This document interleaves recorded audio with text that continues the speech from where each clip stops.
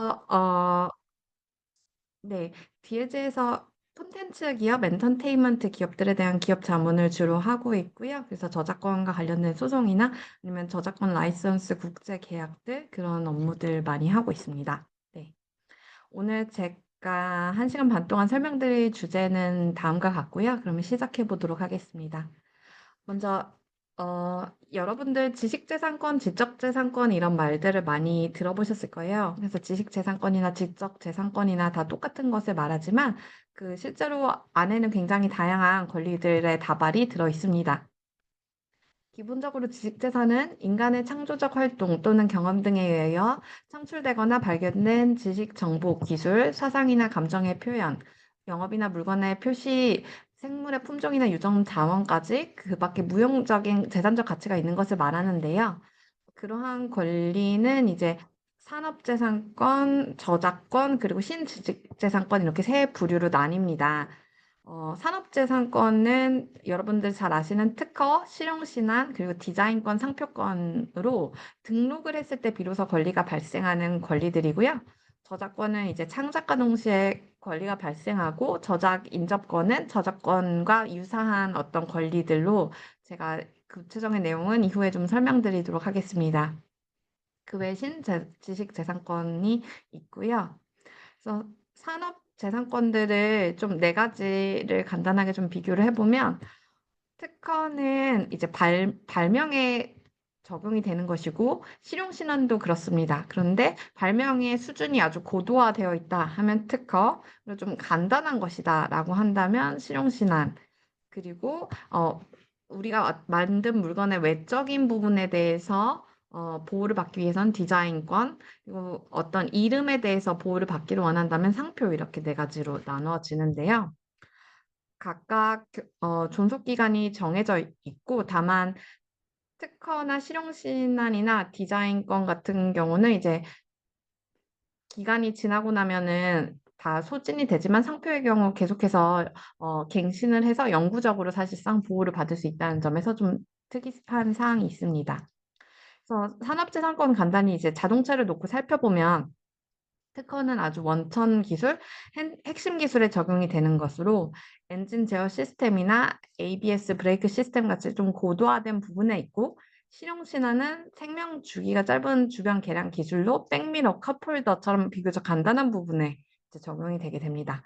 디자인은 이제 자동차 외관에 를 보호하기 위한 권리이고 그리고 상표는 자동차의 이름이라든가 자동차 제조사의 이름이라든가 하는 것들이 상표로서 보호를 받을 수 있습니다. 그럼 이러한 지식재산권들은 국제적으로 어떻게 보호가 되는가 하냐면 일단 기본적으로 와이포라고 해서 세계 지식재산 기구라는 유엔 기구가 있습니다. 그래서 여기서 다양한 국제 지식 산업재산권 등록 제도를 운영하고 있고 그 외에 각 국가가 가입한 협약에 따라서 보호가 되는데 산업지식재산권에 대한 보호는 파리 협약, 저작권에 대해서는 베른 협약 등 다양한 협약들이 있습니다. 그리고 이후에 좀 설명드리겠지만 상표나 특허 같은 것은 기본적으로 등록이 된 국가에서만 보호가 되는데 한 번의 등록 절차를 통해서 여러 개의 국가에 등록할 수 있도록 하는 제도인 마드리드 상표 출원 제도, PCT 제도, 그리고 헤이그 협정에 따른 디자인 국제 등록 제도들이 있습니다. 본격적으로 근데 대부분의 기업들이 다양한 지식재산권 다루지만 특히 서비스 기업들 같은 경우는 저작권이 가장 큰 핵심적인 지식재산권에 해당할 것입니다. 그래서 저작권과 저작 인정권 위주로 오늘은 좀 설명을 드리도록 하겠습니다. 먼저 저작권에 대해서 이해를 하려면 저작물이 무엇인지 알아야 되는데요. 지금 좀 영상을 보여드리기에는 강의 시간이 좀 길지 않아서 제가 그냥 이거 내용을 좀 설명드릴게요. 러빙 빈센트라는 애니메이션 보신 분들 있을지 모르겠어요. 이제 나온 지 한 10 정도 된 것 같은데요. 이 애니메이션 보면은 고흐가 생전에 그렸던 그림들을 다양하게 연결시켜서 고흐의 죽음의 미스터리를 좀 풀어가려는 그러한 좀 흥미로운 내용을 담고 있습니다.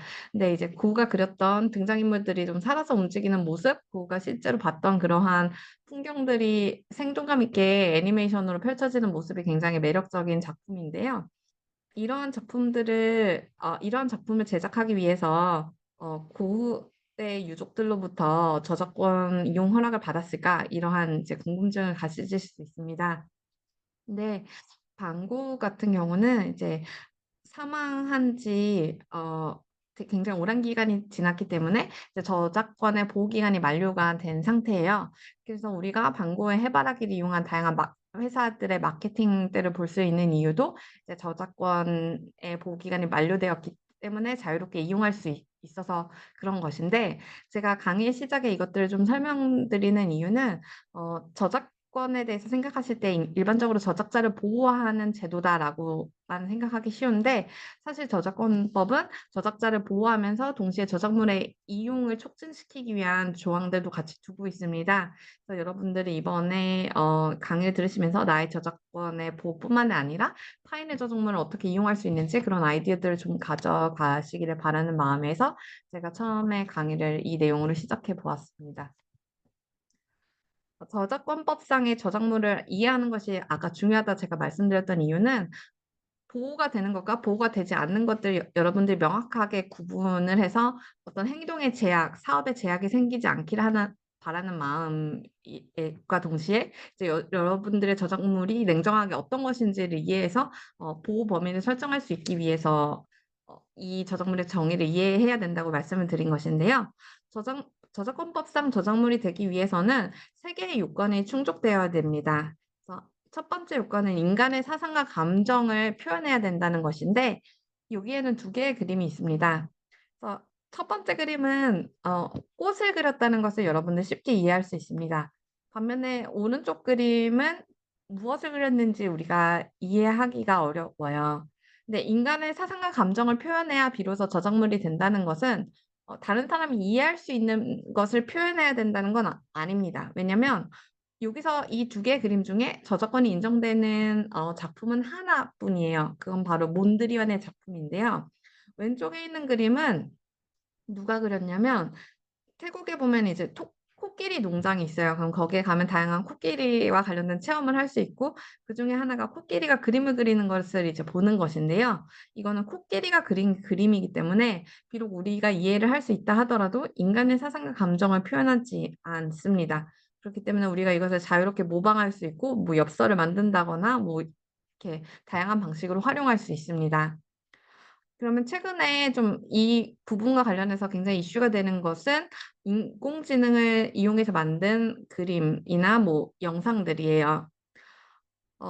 미국에서 이제 스티븐 탈러라는 작가가 AI를 이용해서 프롬프트를 입력해서 이 그림을 이제 생성을 했습니다. 근데 상당히 봤을 때 좀 아름다움이 느껴지는 그림인데요.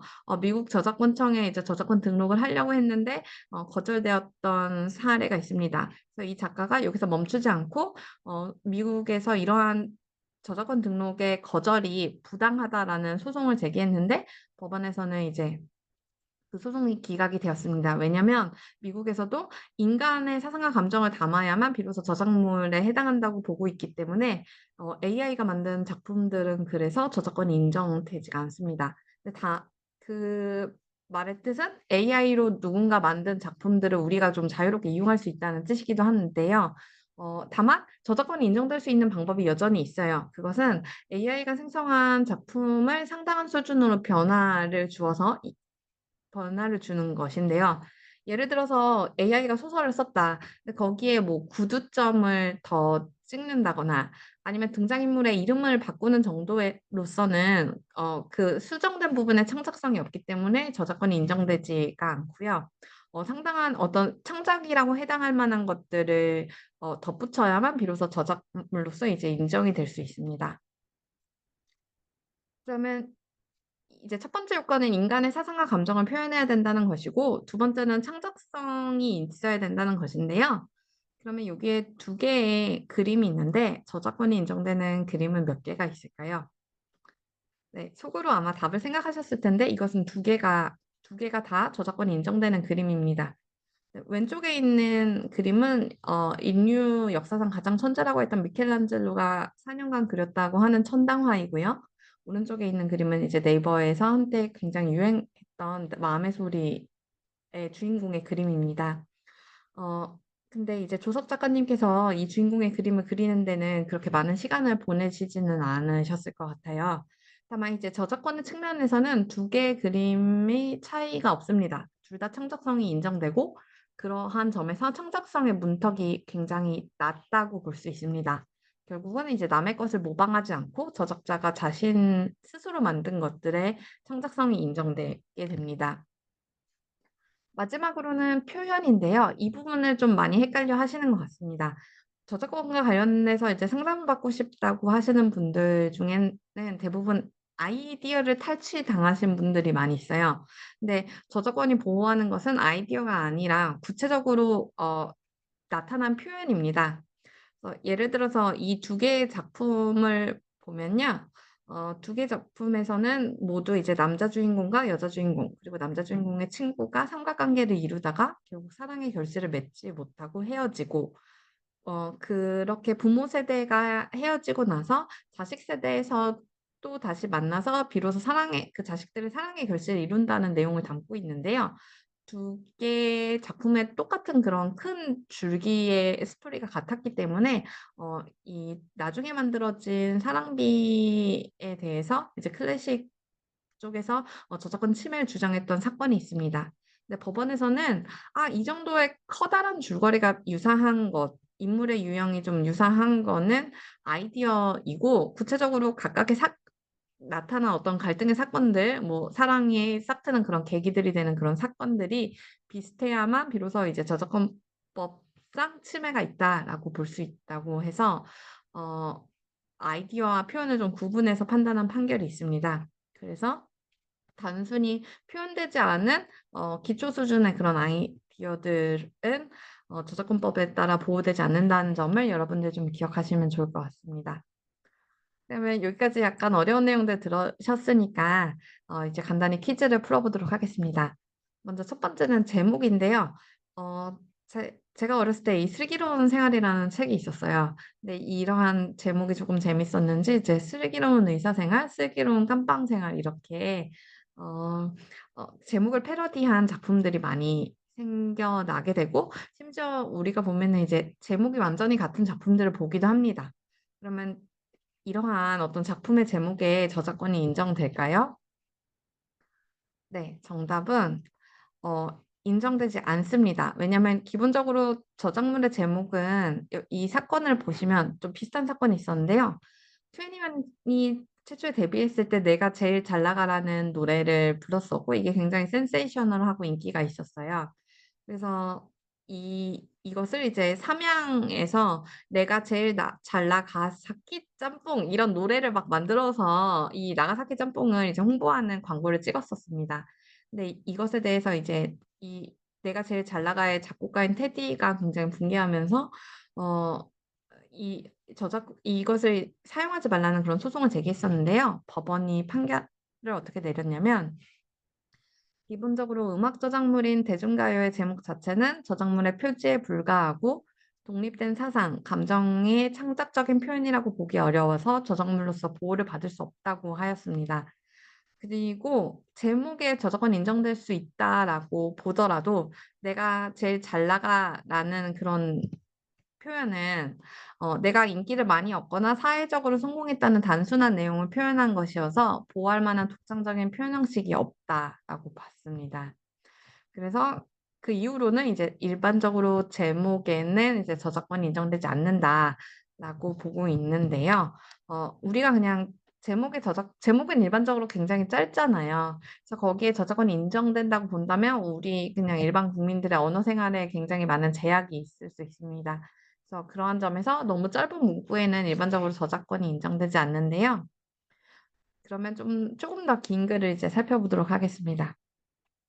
자, 이회수 작가님께서는 트위터를 많이 이용하셨고 거기에 이제 다양한 짧지만 어떤 촌철살인의 어떤 문구 좀 해악이 드러나는 그러한 글들을 많이 쓰셨어요. 그런데 이제 젊은 사업가들이 온라인 출판사를 시작하면서 이혜수 작가님의 트윗들을 묶어서 전자책으로 출판해서 무상으로 배포를 했었습니다.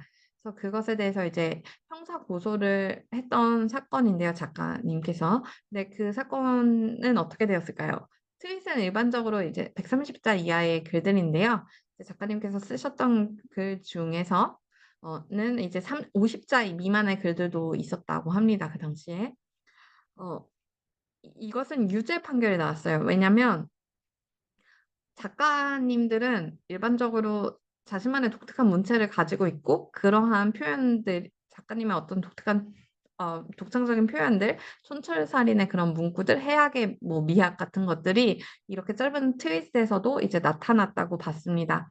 그래서 이러한 트윗들을 비록 그 트윗 중에는 50자 미만의 트윗도 있지만 그런 것들이 다 저작물에 해당한다고 봐서 저작권법 위반죄를 인정했던 사건입니다. 다음은 이제 왕이 남자의 대사인데요. 이 왕이 남자를 보다 보면 나 여기 있고 너 거기 있지라는 대사가 나오는데 감독이 이제 인터뷰를 하면서 내가 이런 이 대사를 어떠한 희곡에서 봤다 이렇게 말씀을 하셨습니다. 그래서 이러한 그럼 그 작가가 그 사실을 알고 이 나의 작품의 저작권 침해했다라고 소송을 제기했는데요. 이 사건은 어떤 결론이 났을까요? 네. 이 사건에서 작가는 패소했습니다. 왜냐면 이건 아까 그 봤던 그 제목의 사례처럼 문구가 너무 짧죠. 그래서 이 정도 짧은 길이로서는 이제 저작권이 인정될 수 없다. 그리고 표현의 내용도 너무 단순하다라고 봤기 때문에 저작권 침해가 이제 부정되었습니다. 그러면 조금 더 어려운 사례를 살펴보도록 하겠습니다. "난 우리가 좀 더 청춘에 집중했으면 좋겠어."라는 이 문구는 인디 밴드 1984라는 밴드에 가 출간했던 그 음반에 들어 있었던 앨범 아트에서 나온 문구입니다. 실제로 거기 멤버 중에 한 분이 이 문구를 이제 창작했다고 하는데요. 이게 뭔가 좀 여운이 남는 아름다운 문구라고 생각했는지 현대백화점을 꾸미는 이제 네온 사인으로 동일한 문구를 사용했습니다. 그래서 이 문구를 창작한 그 밴드의 멤버가 현대백화점을 상대로 이제 소송을 걸었던 사건인데요. 저작권 침해가 인정이 됐을까요? 네. 이 사건은 인정이 됐습니다. 왜냐면 근데 사실은 이 사건에 대해서 굉장히 좀 논란이 있어요. 학계에서도 이제 논란이 있고. 왜냐면 이 문구가 너무 짧기 때문에 짧고서 표현이 어떻게 보면 좀 평이한 부분이 있기 때문에 그래서 논란이 되고 있는데 기본적으로 이 문구를 봤을 때 약간 광고의 카피처럼 독특함이 느껴지는 것은 사실인 것 같습니다. 일반적으로 사람들이 하지 않는 말이기도 하고요. 그래서 보심 끝에 이제 판사님께서 이게 저작권이 인정된다고 보셨던 것 같은데 이 사건은 이제 대법원까지 올라가진 않았고 2심에서 합의로서 종결이 되었습니다. 그래서 네. 그래서 우리가 여기서 좀 얻어가야 될 것은 광고 카피처럼 약간 특이한 문구는 여전히 짧더라도 저작권이 인정될 수는 있겠구나. 이 정도 좀 아이디어를 얻어가시면 좋을 것 같습니다. 네. 다음으로는 이제 연예인 사진인데요. 왼쪽에는 둘 다 아름다운 수지 님의 사진인데 왼쪽에는 이제 수지 님의 이제 공항 패션 사진이죠. 그래서 공항에 왔을 때 어떠한 착장을 했는가 이런 것을 좀 보기 위한 그러한 파파라치 컷 같은 것인데요. 오른쪽의 사진은 이제 수지가 스튜디오에서 촬영한 이제 사진입니다. 그러면 이 두 개의 사진 중에 저작권이 인정되는 사진은 어떤 것일까요? 네. 몇 개가 있을까요? 네. 여기서 저작권이 인정된 사진은 스튜디오에서 찍은 사진 하나인데요. 이 사진 스튜디오에서 찍은 수지의 사진을 보면 수지의 청초한 아름다움을 드러내기 위한 다양한 이제 장치들이 있습니다. 수지의 표정이라든가 얼굴의 각도라든가 아니면 이제 포즈 그리고 다양한 소품들 그리고 메이크업이나 그 조명 그리고 의상 같은 것이 다 정교하게 설계되어 있는 것이죠. 반면에 이제 수지의 공항 패션 사진은 우리가 저기를 이제 걸어가고 우연히 저기에 같이 있었다면 핸드폰을 꺼냈을 때 똑같은 사진을 찍을 수 있었을 거예요. 그래서 왼쪽 사진에는 이제 저작권이 인정되지 않고 오른쪽 사진에는 이제 저작권이 인정됩니다. 그러면 소품 이러한 어떤 물체 사진은 어떨까요? 여기는 이 두 개의 사진이 있는데요. 짜왕은 처음 나왔을 때 기존에 있던 짜장라면과는 다른 고급스러움이 있다. 이런 것을 좀 마케팅 포인트로 삼았습니다. 왼쪽에 농심에서 직접 찍은 사진을 보면은 어 아주 고급스러운 명기와 테이블 매트 같은 것들을 이용해서 마치 중식당에서 이제 먹는 것과 같은 어떤 고급스러움을 좀 보여주려는 연출이 섞여 있습니다. 반면에 오른쪽의 사진은 그냥 제품을 단순하게 찍고 뒤에 배경을 이제 하얗게 처리한 사진인데요. 여기서 저작권이 인정된 사진은 왼쪽에 있는 사진입니다. 그래서 그래서 기본적으로 약간 쉽게 생각하면 실내에서 그 피사체의 특징을 드러내기 위해서 다양한 소품과 같이 찍은 사진은 저작권이 좀 인정되고요. 그렇지 않은 경우에는 이제 저작권이 인정되지 않는다 이렇게 보시면 되겠습니다. 다음은 글씨체와 폰트 프로그램인데요. 여러분 사업하시다가 폰트 프로그램을 잘못 사용해서 이제 내용 증명을 받는 일들이 있을 수 있습니다. 기본적으로 글씨체 자체에는 저작권이 쉽게 인정되질 않고요. 왜냐면 사람마다 이제 필체는 다 다르고 어떤 글씨체에 너무 쉽게 저작권을 인정해 버리면 또 사람들이 글씨를 쓰는 그런 생활에 좀 어려움이 있을 수가 있겠죠. 그래서 글씨체 자체에는 저작권이 쉽게 인정되지 않는데 폰트 프로그램에는 프로그램이기 때문에 컴퓨터 프로그램이기 때문에 쉽게 저작권이 인정이 됩니다. 그래서 저작권 침해 사건의 그런 내용 증명을 받았을 때 최초로 회사 내에서 파악해야 될 거는 뭐냐면 주로 이런 식이에요. 어 당신의 회사가 유튜브에 올린 그런 영상을 봤는데 그 영상에 "우리 폰트 프로그램이 쓰였고 너네는 라이선스를 구매한 적이 없다. 그렇기 때문에 이 사건 해결하기 위해서 지금이라도 폰트 프로그램을 고가로 이제 구매를 해라. 패키지로 구매를 해라." 이런 식으로 이제 청구가 오게 되는데요. 어 그때 우리 가장 먼저 회사에서 확인을 해야 될 거는 실제로 우리가 이 프로그램을 깔아서 사용을 했느냐, 우리 직원들이 이 프로그램을 사용했느냐입니다. 예를 들어서 우리가 외주 제작한 영상에 어 들어있는 자막들은 외주 제작사에서 이제 만든 것이죠. 그러면 우리 직원들이 폰트 프로그램을 다운로드해서 깔았을 리는 없습니다. 그런 경우에는 저작권 침해가 우리가 프로그램 자체를 사용하지 않았기 때문에 비록 글씨체가 우리가 만든 영상에 들어가더라도 저작권 침해가 인정되지 않고요. 그렇기 때문에 실제로 프로그램을 썼냐 이 부분부터 시작해서 협상을 할 것인지 말 것인지를 이제 결정을 하셔야 됩니다. 제가 이렇게 콜라주 이거를 붙인 이유는 뭐냐면 그래서 여러분들이 약간 어떤 글씨체를 쓰고 싶을 때 그 프로그램을 다운로드하지 않고 하나씩 하나씩 이렇게 콜라주 방식으로 복제를 해서 사용을 하는 경우에는 저작권 침해는 인정되지 않습니다. 왜냐면 프로그램을 사용하지 않았기 때문이죠. 네. 다음은 대중음악 안무인데요. 안무에 대해서 최근 굉장히 많은 관심들을 가지고 있죠. 근데 사실 안무는 오래전부터 이제 저작권이 인정되는 영역이었습니다. 예전에 실제로 시크릿 가수의 이제 샤이보이 안무에 대한 저작권 침해 사건이 있었는데요.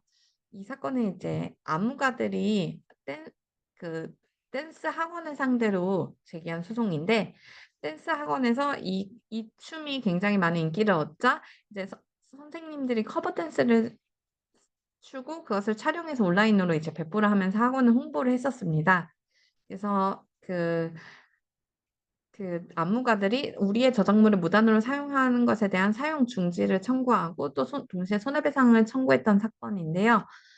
이 사건의 판례를 보면은 근데 우리가 안무를 생각할 때 안무는 약간 다른 노래에서 나왔던 안무와 비슷한 동작들이 섞여 있을 수밖에 없어요. 왜냐하면 인간의 몸으로 할 수 있는 동작들이 굉장히 제한적이기 때문에 그래서 다른 안무와 좀 비슷한 부분들이 부분 섞여 있을 수 있습니다.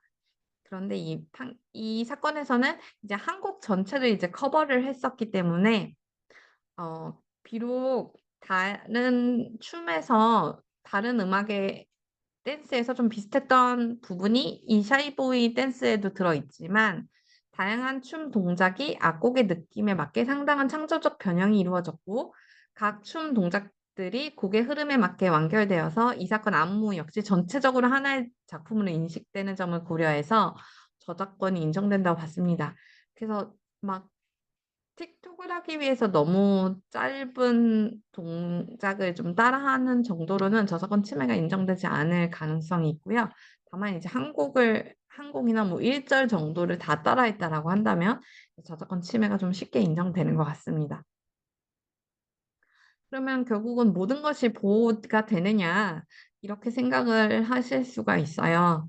근데 이제 법에서는 보호받지 못하는 저작물들을 정하고 있고, 예컨대 제가 지금 이렇게 따온 법률 조항들이라든가 아니면 그런 법에 부수하는 고시나 공고 훈령들, 법원의 판결들은 다 저작권이 인정되지 않습니다. 그리고 좀 재밌는 거는 국가나 지자체에서 작성한 위와 유사한 편집물 번역물들 있고, 그리고 마지막으로 여러분들에게 좀 도움이 될 만한 것은 사실의 전달에 불과한 시사 보도는 저작물에 해당하지 않습니다. 그런데 이제 기사를 보면은 기사들의 대부분 보면은 상당히 좀 길이가 있어요. 근데 그렇게 쓰다 보면은 어 그 기자의 생각이 들어가게 되는 경우가 많습니다. 예를 들어서 이 제일 앞부분을 볼게요. 자, 경영권 탈취 의혹으로 시작된 하이브와 미니진 어도어 대표의 갈등은 케이팝 업계 전례 없던 내용이다. 전례가 없다라고 생각한 거는 어찌 보면 이제 기자의 생각이죠. 그리고 2020년대 이후 역대 최대 규모로 확장되어서 케이팝이 산업화되는 과정에서 일어난 양측의 갈등으로 이전의 여러 분쟁들과 완전히 양상이 다르다는 것도 어떻게 보면 이제 기자님의 생각입니다. 그렇기 때문에 비록 우리나라 법에서 사실의 전달에 불과한 시사 보도가 보호받지 못하는 저작물이라 하더라도 어 대부분의 시사 보도 기사들은 상당하게 분량이 길어지게 되면은 사실의 전달에 불과하다고 보기 어려운 측면이 있습니다. 근데 이거 관련해서 제가 최근에 했던 사건 중에 쪼끔 재밌는 사건이 있었는데, 이제 모 신문사에 저는 피고 대리를 했었고, 이제 피고는 어 신문 기사를 보고 그 기사에서 가장 중요한 문구를 이제 세 개 정도 골라서 어 기 처음에 그래서 그 사이트에서 검색을 했을 때 어떤 기사의 한 부분이나 제일 첫 부분이 나오는 게 아니라 이제 중요한 문장 3 개가 이제 보여지게 하고, 실제로 클릭했을 때 신문사 사이트로 이제 연결되게 하는 그러한 서비스를 하고 있었는데요. 피고가 그런 서비스를 했고 원고인 신문사가 "아, 그러한 행위가 저작권 침해를 이제 구성한다."라고 하면서 손해배상 청구를 했던 그런 사건인데, 어 결론은 이제 원고 패소 판결이 나왔어요. 원고 전부 패소 판결이 나왔는데 그 이유가 여기서 "사실의 전달에 불과한 시사 보도는 저작권이 없다."라고 했는데, 실제로 이제 3 개의 문장을 추려서 중요한 문장을 빼다 보면은 사실에 해당하는 어떤 문장들이 뽑히는 경우가 많고, 그래서 그 세 문장만으로, 그리고 그 문구가 비교적 이제 단조롭기 때문에 신문 기사의 문구가, 그래서 결과적으로 그렇게 세 줄의 저작권이, 세 문장이죠. 정확히는 세 문장에 이제 저작권이 인정되지 않는다. 그런 판결이 이제 제가 했던 사건 중에 있어서 좀 흥미로웠는데 여러분한테 좀 도움이 될까 봐 소개를 드렸습니다. 네, 그리고 다음으로 그러면 이제 '외국인의 저작물은 어떻게 저작권으로서 보호가 될까?' 이런 부분은 궁금하실 텐데요. 외국인의 저작물은 기본적으로 대한민국이 가입 또는 체결한 조약에 따라 보호가 된다고 하고, 우리나라는 베른 협약에 가입했습니다. 저작물의 보호에 대한 베른 협약에 가입을 했는데 이게 가입국이 무려 181 개국이나 돼요. 그리고 이 법에 따르면은 저작자는 이 협약에 따라 보호되는 저작물에 관하여 본국 이외의 동맹국에서 각 법률이 현재 또는 장래에 자국민에게 부여하는 권리 및 이 협약이 특별히 부여하는 권리를 향유한다라고 해서, 결국은 이제 외국인의 저작물들도 워낙 이 베른 협약에 가입국이 많다 보니까 결국은 외국인의 저작물들도 이제 한국인의 저작물과 마찬가지로 이제 이 우리나라 저작권법에 따라 보호가 된다고 보시면 쉽습니다. 그리고 저작물의 종류를 법에서는 정하고 있는 때 이것은 다 예시이고요. 여기에 들어가지 않은 것도 다 저작물이 될 수 있어요. 여기 보면 약간 여러분들이 미처 생각하지 못할 만한 것들 뭐가 있냐면 건축물이 있어요. 건축물을 예쁜 건축물 밖에서 뭐 모델의 사진을 찍는다거나 그래서 그런 것들이 어떻게 보면 저작권 침해가 될 소지가 있고 그리고 여기서 보면 응용미술 저작물이라고 해서 옷이나 넥타이 같은 데 예쁜 프린트가 있는 경우가 있어요. 그때 그 저작권 같은 것도 이제 인정이 될 수가 있고 그리고 또 지도가 있습니다. 뭐 예를 들어서 인천의 맛집 지도, 인천의 문학 지도 이런 지도들 그 외에도 컴퓨터 프로그램 저작물도 다 저작물로서 이제 보호가 된다. 여기 보면 무용이 있죠. 아까 봤던 안무 그런 것들이 다 저작물로서 이제 보호가 될 수 있다는 것을 기억하시면 좋습니다. 그리고 저작물의 개념 중에 여러분들이 특별히 기억하셔야 되는 개념이 2차적 저작물이란 개념인데요. 원 저작물이 있고 그것을 번역, 편곡, 변형, 각색, 영상 제작 그 밖의 방법으로 수정한 저작물이 2차적 저작물입니다. 그래서 이제 지금 우리 학교는이라는 이제 만화가 있었는데 그것이 드라마화 됐을 때 이 원 저작물인 만화를 이 영상으로 만든 이 지금 우리 학교는이란 드라마는 2차적 저작물에 해당하고요. 또 이제 무라카미 하루키의 이제 일본어로 된 소설이 있는데 그것을 한국어로 번역한 이 번역물은 또 원 저작물의 2차적 저작물에 해당합니다. 또 저작물의 개념 중에 여러분 특별히 기억하셔야 되는 개념이 편집 저작물이라는 개념인데요. 편집 저작물은 목찬에 적용되는 저작물이라고 보시면 돼요.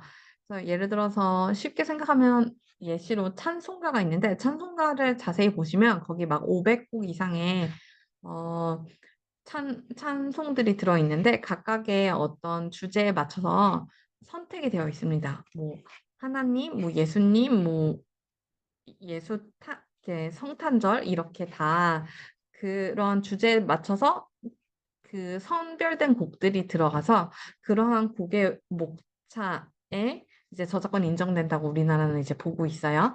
그리고 그 편집 저작물 중에 요새 좀 활발하게 침해 소송이 제기되는 부분이 어, 홈페이지의 디자인이나 어플리케이션의 디자인입니다. 그래서 이러한 디자인도 어떠한 소재를 선택해서 화면 안에서 보기 좋게 사람들이 잘 이용할 수 있게 배열을 한 것이죠. 그래서 그러한 남의 이제 홈페이지나 어플리케이션을 너무 따라해서 만드는 경우에는 저작권 침해가 인정될 수 있어요. 그리고 마지막으로 여러분들 기억하셔야 되는 특별한 개념은 공동 저작물인데요.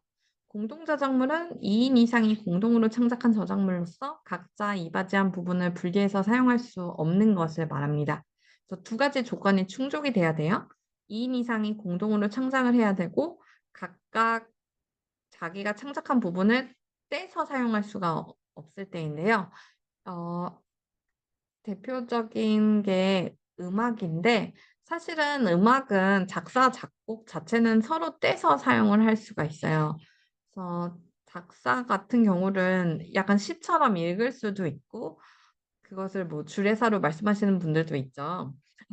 근데 이제 작곡은 그 곡만 피아노로 칠 수도 있잖아요. 연주를 할 수도 있고 다른 어떤 배경음악으로 사용할 수도 있고 그래서 이 작사, 작곡 자체는 원칙적으로는 이제 공동저작물이 아닌데 어, 제가 공동저작물로서 소개하려고 했던 거는 요즘에는 창작, 작곡을 여러분들이 이제 같이 하는 경향이 있습니다. 그래서 이 곡도 보면은 작곡자가 이제 지코님뿐만 아니라 은희영 작가 그리고 노 아이덴티티라는 작곡가 이렇게 세 분이 같이 작곡을 해서 세 분이 만든 부분을 서로 떼서 사용할 수가 없기 때문에 이것을 공동저작물로 볼 수 있습니다. 그리고 공동저작물에 대해서 좀 재밌는 사례가 있어서 제가 가져왔는데요.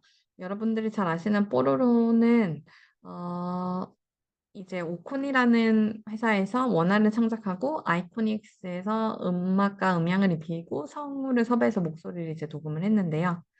이것과 관련해서 1심 법원을 했었던 판결이 좀 흥미로운데 캐릭터라는 것은 결국은 이제 그냥 그림뿐만이 아니라 어, 그 이 인물의 특징, 성격, 생김새, 그리고 특이한 동작, 더 나아가서 작가나 배우가 부여한 특수한 성격들이 다 들어가서 총체적으로 이 캐릭터를 형성한다. 그래서 뽀로로 캐릭터가 가지는 단순한 외향적인 모습뿐만 아니라 말투, 목소리, 동작 등의 요소가 다 이 캐릭터를 구성한다고 해서 두 회사가 공동으로 창작한 것이다. 창작성에 두 회사가 모두 기여를 한 것이다. 라고 봐서 이 뽀로로 캐릭터를 공동 저작물로 보았습니다. 이 공동 저작물의 개념과 대비되는 개념이 결합 저작물이라는 개념인데요. 두 사람 이상이 창작에 참여를 했지만 각각이 창작한 부분을 따로 떼서 사용할 수 있을 때 그것이 결합 저작물에 해당하게 됩니다. 대표적인 예시가 뮤지컬인데요. 뮤지컬을 보면은 어, 이제 희곡이 있고 음악이 있고 그다음에 무대 디자인이 있고 또 이렇게 옷의 디자인이 있죠. 근데 그것들을 다 따로 떼서 사용을 할 수가 있어요. 우리가 그냥 음악만 감상을 할 수 있고 그리고 희곡은 그냥 우리가 문학처럼 읽을 수가 있죠. 무대 디자인은 비슷한 시기에 다른 뮤지컬의 배경으로 활용할 수도 있고 의상 또한 마찬가지입니다. 그렇기 때문에 뮤지컬을 만들기 위해서는 굉장히 많은 사람들이 참여를 해야 되지만 각자가 만든 부분은 따로 떼서 사용할 수 있기 때문에 어, 유기적으로 결합돼서 떼서 사용할 수 없다라는 공동 저작물의 특징이 없어서 이것은 결합 저작물에 해당하고 합니다. 그럼 이러한 차이가 어떤 차이를 낳느냐, 결합 저작물과 공동 저작물에 어떤 차이가 있느냐 이것을 여러분들이 기억하는 것이 중요한데 공동 저작물의 저작권은 공동 저작자의 전원 합의가 있어야만 사용할 수 있습니다. 그리고 또 공동 저작물의 저작자는 다른 저작자의 동의가 없으면 그 지분을 양도할 수가 없어요. 그리고 각 저작자는 신의에 반해서 합의의 성립을 방해하거나 동의를 거부를 할 수가 없습니다. 그리고 공동저작물의 경우 그러니까 두 명의 창작자가 내가 몇 퍼센트야 라는 것을 이제 정해놓지 않으면 둘이 5대5인 것으로 이제 추정이 돼요. 그리고 공동저작자는 이게 두 명 이상의 사람들 중에서 대표로 저작권 행사할 수 있는 자를 정할 수가 있습니다. 그럼 다시 돌아가서 이 뽀로로 캐릭터를 이용하기 위해서는 하나의 회사에 개만 허락을 받아야 되는 게 아니라 두 개의 회사 모두로부터 허락을 받아야만 비로소 쓸 수가 있는 것이고 한 회사도 자기 맘대로 혼자 사용할 수 없고 다른 회사와 항상 합의를 해서 비로소 활용할 수 있다는 점에서 좀 권리의 제약이 있습니다. 그리고 또 재밌는 제가 했던 사건 중에는 외국에 있는 음원 유통사에서 한국의 작곡가들의 어떤 저작권을 이제 구매를 하려고 했어요. 그래서 그 법적으로 이제 실사를 하는데 실사 과정에서 이제 아까 말씀드린 것처럼 최근에는 작사 작곡가들이 여러 명이 모여서 팀을 이뤄서 작곡을 하는 경우가 많은데 결국은 이제 각자 기여도에 따라서 지분을 가져가게 되죠. 그런데 하나의 작곡가가 그것을 판매한다고 했, 했던 사건인데 그 작곡가 한국법에는 공동 저작물의 저작자는 다른 저작자의 동의가 없으면 그 지분을 양도할 수 없다라는 조항이 있다는 것을 이제 해외 바이어가 발견을 한 거예요. 그러면은 이 한 명의 작곡가는 다른 작곡가의 동의를 받지 않으면 이걸 팔 수가 없네라는 것을 이제 알게 되어서 이거는 못 사겠다. 동의를 받지 않았기 때문에 이걸 못 사겠다라고 하면서 그 딜이 드랍이 됐는데요.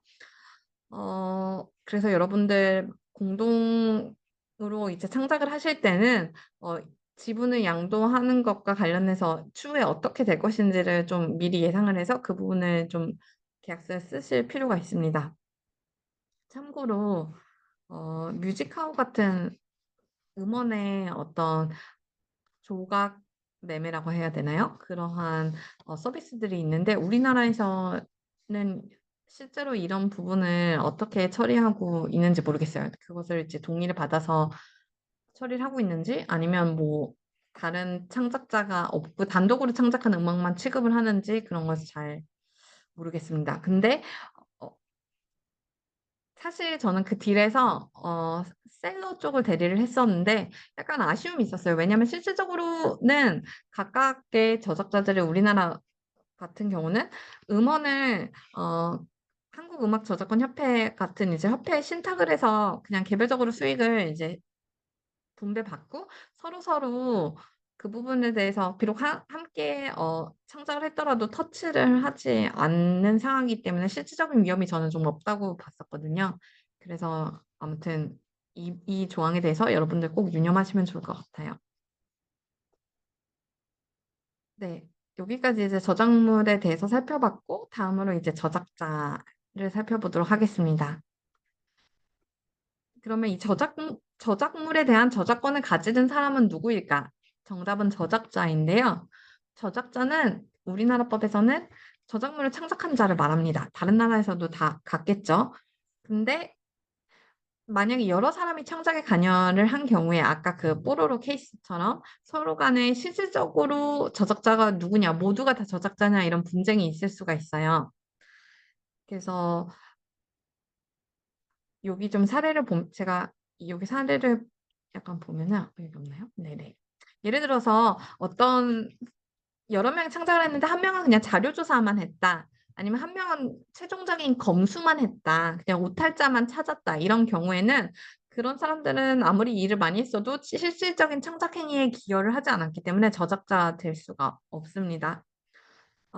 그래서 예를 들어서 AI 같은 경우도 내가 프롬프트를 하고 AI가 실질적으로 그림을 그리는데 프롬프트를 입력하는 것은 어떠한 표현 형식에 기여를 한 것이 아니기 때문에 저작권이 인정되는 행위가 아니에요. 그래서 저작자가 될 수 없고 사람이 저작자가 될 수 없는 이상 그 AI가 생성한 생성물도 저작물이 될 수가 없는 거죠.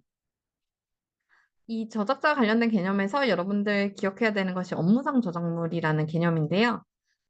법인, 단체, 그 밖에 사용자의 기획하에 법인 등의 업무에 종사하는 자가 업무상 작성하는 저작물, 업무상 저작물이라고 해요. 그래서 대표적인 게 게임이 있어요. 게임 회사에서 다양한 직군의 개발자, 기획자, 그리고 원화가 뭐 3D 모델러 그런 분들을 다 이제 고용을 해서 하나의 게임을 완성을 하는데 비록 내가 기여한 부분들이 있지만 이것은 이제 회사의 주도하에 회사의 비용으로서 제작된 작품에 해당하기 때문에 그 저작권은 직원들한테 가는 것이 아니라 회사에게 가게 됩니다. 그리고 지금 이제 보시는 이 PPT처럼 제가 회사의 어떤 업무의 일환으로 만든 PPT들 그런 것들도 다 업무상 저작물이 되는데요. 그런 것을 이제 모르고 퇴사할 때 자기가 작업했던 작업물들을 가지고 퇴사하시는 분들이 있어요. 근데 그것이 사실은 회사의 어떤 저작물을 가지고 나가는 행위이기 때문에 업무 심하게는 이제 영업비밀 침해에 해당하게 되고 영업비밀 부정 취득 같은 행위에 해당해서 이제 형사적으로 처벌될 수 있고 영업비밀이 아니더라도 업무상 배임에 해당될 여지가 있습니다. 그래서 그런 부분 좀 주의하셔야 되고요. 자, 여기까지 왔으니까 저작자에 대한 퀴즈를 간단히 풀어보도록 하겠습니다. 만약에 내가 블로그에 어떤 신문 기사를 업로드하려고 한다면 누구의 허락을 받아야 할까요? 기자일까요? 아니면 신문사일까요? 네, 정답은 신문사입니다. 왜냐면 이제 기자들은 대부분 신문사에 소속이 되어서 신문사에 월급을 받고 이제 기사를 생성하게 되죠. 기사를 창작하게 되죠. 그렇기 때문에 업무상 저작물에 해당해서 기자가 아니라 신문사의 허락을 받아야 됩니다. 자, 두 번째는 A 회사가 B 회사에게 홈페이지의 제작을 의뢰한 경우에 홈페이지가 A 회사의 업무상 저작물에 해당하느냐? 발주처의 업무상 저작물에 해당하냐? 이것은 X입니다. 어, 기본적으로 업무상 저작물이 되려면 법인 등의 업무에 종사하는 자가 창작을 해줘야 돼요. 근데 B 회사의 직원은 A 회사의 직원이 아니기 때문에 이렇게 외부의 어떤 외주 제작을 의뢰한 경우는 저작권이 당연하게 발주사에게 귀속되지 않습니다. 그래서 반드시 저작권 누가 가지는지를 계약서에 쓰셔야 돼요. 네. 근데 예외적으로 A 회사가 모든 기획과 모든 디테일을 다 만들고 다만 이제 B 회사에 있는 직원들을 수족처럼 부려서 창작을 했다고 하는 경우에는 예외적으로 A 회사의 저작권이 인정될 수 있는데 그런 케이스는 굉장히 드물어요. 네.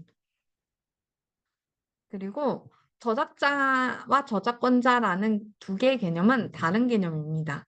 저작자는 최초에 창작을 한 사람을 말하고요. 그리고 저작권자는 저작권을 보유하고 있는 사람을 말해요. 근데 저작권은 아파트처럼 양도를 할 수가 있어요. 매매를 할 수도 있고. 그래서 최초의 저작자가 저작권 양도 이후에는 최초에는 이제 저작자가 곧 저작권자였다가 저작권이 양도되고 나서는 양수인이 이제 저작권자가 되게 됩니다. 그래서 이 두 개의 개념을 조금 구분해서 사용하시면 좋을 것 같아요. 네. 그러면 저작권은 대체 언제 발생하냐? 저작권은 제가 초반에 말씀을 드렸는데 창작한 때 바로 발생을 합니다. 그래서 저작권이 이제 인정되기 위해서 상표나 특허처럼 등록을 하실 필요가 없어요. 그 점을 좀 기억하시면 좋을 것 같고 저작권에 대한 표기는 이렇게 C에 동그라미로 하는데요. 이러한 표시를 내 저작물에 항상 해야 되냐 그런 것은 전혀 아닙니다. 저작 그냥 이 홈페이지 아래 보면 이 C 마크가 많이 있는데요. 이것은 이거 저작물이야. 너희들이 이용할 때 주의를 해야 돼. 가져가서 마음대로 쓰면 안 돼. 이런 주의를 환기하기 위해서 이런 C 마크나 All rights reserved 이 문구를 이제 많이 쓰고 있습니다. 그러면 이제 지금까지 저작물이 무엇이고 저작자가 누구인지 여러분들 알게 되었는데요. 다음은 이제 저작권의 구체적인 내용이 무엇인지 살펴보도록 하겠습니다. 저작권은 제가 오늘 저작권은 이제 두 개의 딱 권리 다발로 나눠지는데요. 제가 오늘 여러분들이 꼭 하나만 기억하면 좋겠다. 라고 해서 한 개를 고른다면 바로 저작 인격권이라는 개념입니다. 저작권에 대한 인식은 지금 굉장히 많이 높아져서 저작 재산권이 있다. 남의 것을 허락받지 않고 썼을 때 문제가 될 수 있다라는 것을 많은 분들이 굉장히 알고 있어요. 잘 알고 있는데 여러분들이 의외로 놓치는 부분은 저작 인격권입니다. 저작 인격권은 저작자의 인격이 존중되고 훼손되지 않도록 할 권리를 말하고 세 개의 딱 권리만 들어있어요. 그래서 첫 번째 공표권인데요. 내가 이 저작물을 공중한테 공개할 건지 공개하지 않을 건지 결정할 수 있는 권리입니다. 예를 들어서 내가 일기를 썼어요. 근데 내가 이거를 어, 인스타그램에 올릴 건지 말 건지 이것을 결정할 권리는 나한테 있죠. 그것이 바로 공표권이고요. 두 번째는 성명 표시권입니다. 그래서 이 성명 표시권은 저작물에 내 이름 또는 예명을 표시하거나 표시하지 않을 권리를 말하는데요. 이것과 관련해서 조금 흥미로운 사건이 있어서 제가 소개해 드리려고 합니다. 이 보아 넘버원이라는 노래는 일본에서 먼저 제작이 되었어요. 일본어로 이제 노래를 불렀고, 그리고 한국에 와서 새롭게 김영하 작사가님이 한국어 버전의 작사를 하게 되었어요. 근데 웬일인지 SM에서 곡이 다 완성이 되고 이제 출판을 할 때 작사가 이름을 일본어 작사가 이름을 그대로 쓴 거예요. 김영하 작사가님이 아니라. 그래서 그 이후에 10년 동안 그 부분이 바뀌지 않아서 결국은 이제 마지막에 이제 김영하 작사가님께서 소송을 걸어서 저작자를 확인해 달라라는 소송을 했습니다. 그래서 결국은 어, 저작자가 이제 김영하 작사가님이다라는 것을 법원에서 인정이 됐고 그 결과로 못 받았던 저작권료 5,400만 원과 위자료 500만 원을 합쳐서 5,900만 원을 이제 지급하는 판결이 선고가 됐는데요. 기본적으로 저작 인격권이 나의 인격이 훼손이 됐다.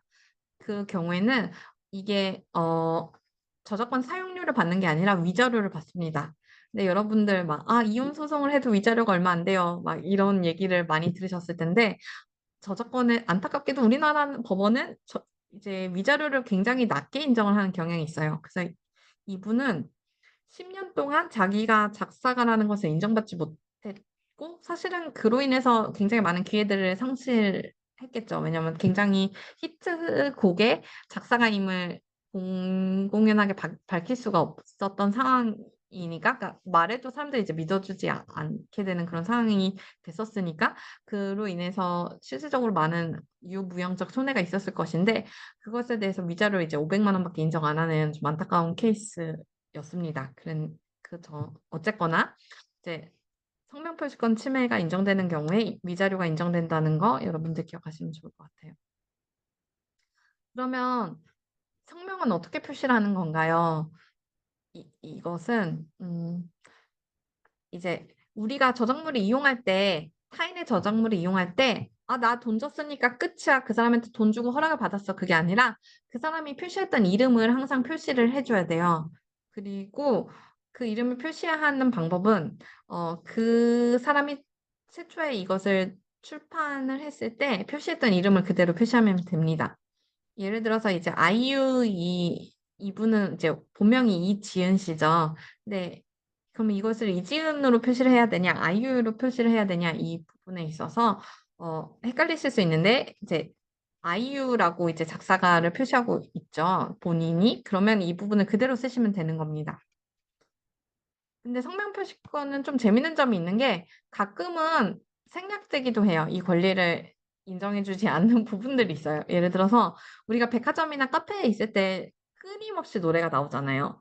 근데 그 노래가 한 곡 끝날 때마다 이 곡은 누가 창작한 곡입니다. 이런 것을 이제 말하지 않죠. 관행적으로. 왜냐면 음악 감상에 굉장히 방해가 되니까요.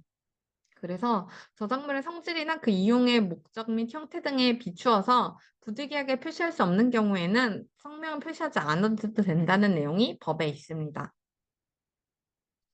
어, 그리고 마지막으로 저작 인격권의 하나를 구성하는 권리는 동일성 유지권인데요. 동일성 유지권은 저작물이 저작자의 인격적인 분신이라고 보아서 저작물을 바꿀 권리가 오직 저작자한테 있다라는 그런 내용인데요.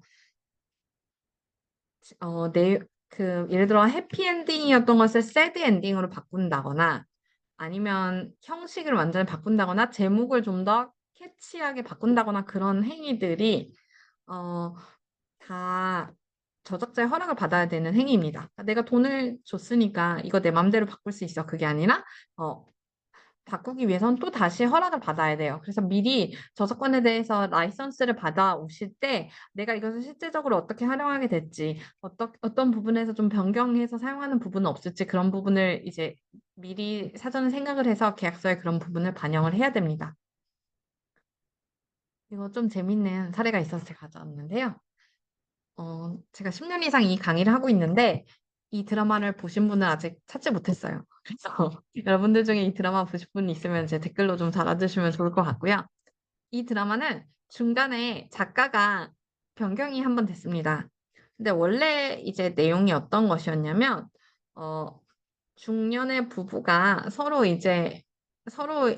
사랑하지 않고 서로 미워하다가 이제 아내가 사망한 이후에 이제 하늘나라에 가서 남편을 이제 도와주면서 서로의 사랑을 비로소 깨닫게 된다는 그런 약간 훈훈한 줄거리를 이제 담고 있었어요. 근데 중간에 이제 제작사와 작가가 갈라서게 되면서 작가 변경이 됐는데 그 작가가 어느 장면에서 딱 들어오게 됐냐면 여자 주인공이 사망한 그 장면에서 교체가 됐습니다. 근데 두 번째 들어온 작가는 이 내용이 너무 마음에 들지 않았어요. 그래서 이렇게 무슨 이승과 저승에서 서로 사랑을 깨닫고 이런 거는 좀 재미가 없는 것 같아. 그래서 결국은 어떻게 바꿨냐면 구심 끝에 어, 장례식장에서 이 죽었던 여자 주인공이 갑자기 관에서 벌떡 일어나는 장면으로 바꿔버린 거예요. 그래서 주인공이 원래는 이제 죽는 것이었는데 다시 살아나서 이야기가 이어지게 된 거죠. 그러한 경우에 동일성 유지권의 침해가 인정이 되냐? 이게 쟁점이 됐습니다. 여러분 어떻게 됐을 것 같아요? 근데 기본적으로 작품을 사용하다 보면은 약간의 수정은 할 수가 있어요. 근데 그것이 중대하게 수정되어서 작가의 의도가 훼손되었느냐 이런 것이 좀 동일성 유지권 침해에서는 중요하게 봅니다.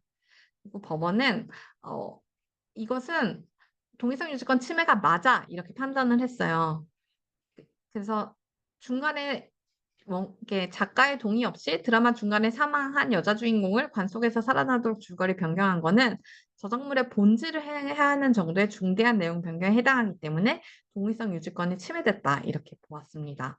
근데 안타깝게도 우리나라는 위자료를 너무 낮게 주는 경향이 있기 때문에 여기서도 정신적 손해에 대한 배상으로 500만 원을 인정했던 사건입니다.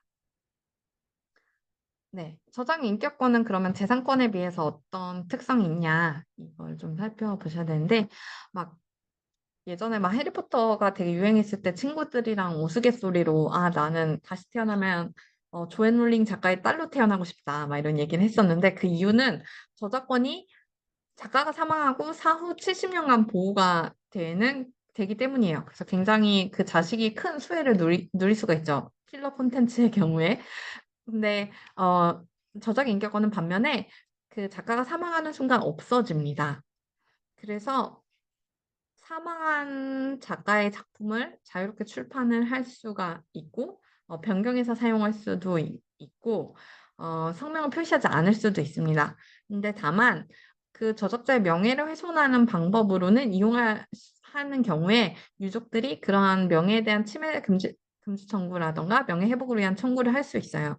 예를 들어서 오래전에 예를 들어 사망한 작가의 작품을 뭔가 에로물로 바꾼다거나 완전 어떤 에로물 같은 포스터를 만드는데 활용을 한다거나 그런 경우에는 이제 유족들이 침해 정지 청구를 할 수가 있습니다. 그리고 저작 인격권은 아까 나온 것처럼 사람에게 전속이 나에게 속하고 이것을 양도하는 게 불가능해요. 그래서 저작 인격권을 양도받는다는 것은 말이 되지 않고요. 다만 내가 행사하지 않겠다라는 서약을 할 수는 있어요.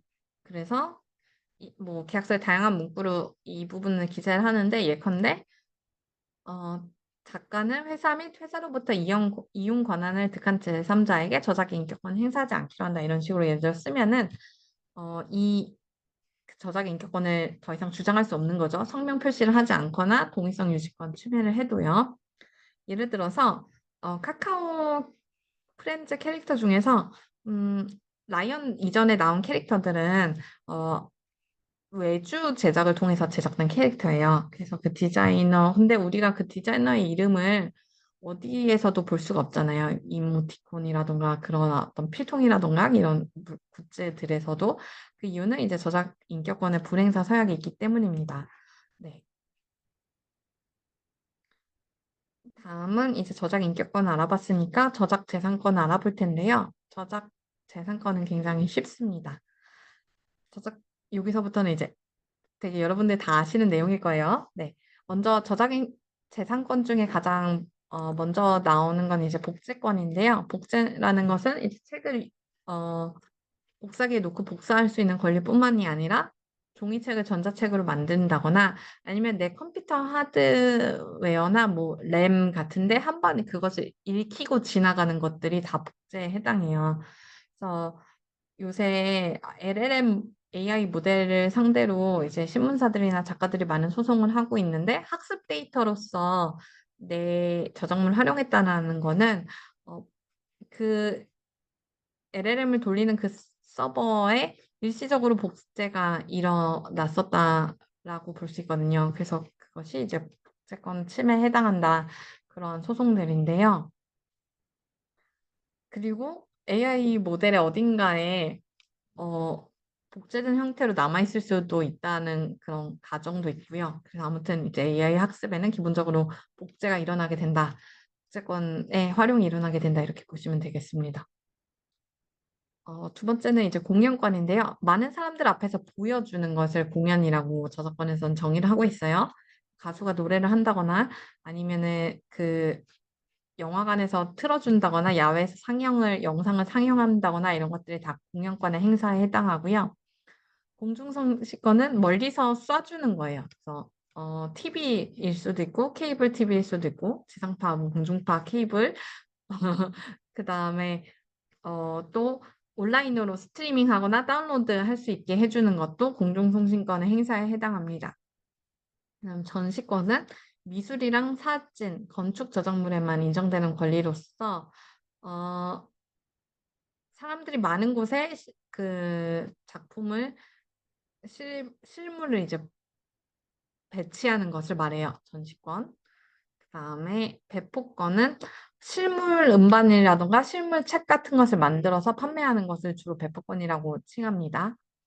대여권은 이런 권리도 있었어라고 생각하실 텐데 상업용 음반과 프로그램에 인정되는 권리로서 그것을 빌려줄 권리를 말합니다. 2차적 저작물 작성권은 굉장히 아까 말씀드린 것처럼 중요한 개념이고 원래 있던 저작물을 새로운 형태의 수정해서 번역을 한다거나 아니면 뭐 웹툰을 게임으로 만든다거나 뭐 영상으로 만든다거나 아니면 리메이크를 한다거나 이런 것들이 다 2차적 저작물 작성권의 행사에 해당하고 원 저작자만이 원칙적으로 그 권리를 가지고 있고 허락할 수 있습니다. 네, 그리고 저작 재산권의 보호 기간은 아까 제가 사망한 때로부터 70년이라고 말씀을 드렸는데요. 원래는 50년이었어요. 근데 2013년 개정법이 이제 적용되면서 70년으로 바뀌었는데요. 사망 후 70년으로 어떤 일이 일어났냐면 62년에 사망한 저작자의 저작권은 국법에 따라서 이미 만료가 됐고 63년에 사망한 저작자의 저작권은 아직도 보호를 받고 있습니다. 대표적으로 62년에 사망한 이제 저작자로는 이제 헤르만 헤세가 있어요. 그래서 그의 작품은 우리가 자유롭게 이제 패러디해서 사용을 할 수가 있습니다. 원작 그대로도 사용을 할 수가 있고요. 네, 그러면 이제 공동저작물의 보호기간에 대해서 조금 알아볼 텐데요. 어, 사람의 얼굴을 길게 그려서 슬프게 보인다는 모딜리안니의 작품이 여기 있습니다.